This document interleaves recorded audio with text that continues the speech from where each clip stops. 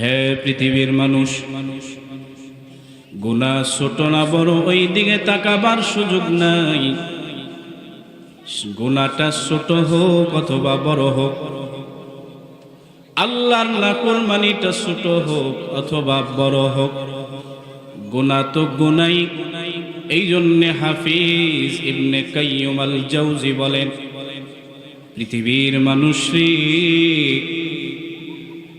গুনাহটা ছোট না বড় ওই দিকে তাকাবি না, বরং কোন মহান রবের সাথে নাফরমানি করো ওই মহান রবের শানের দিকে তাকাও।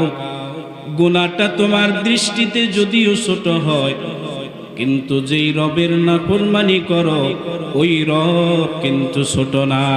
ঠিক কিনা বলেন? এই জন্য গুনাহ কি ছোট মনে করা, এটাও বড় ধরনের একটা অপরাধ।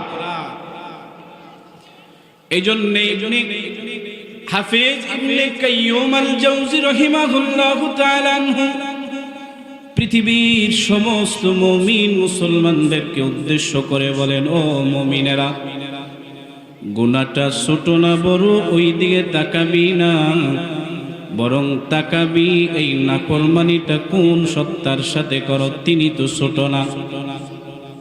এই জন্য একজন বুজুর্গ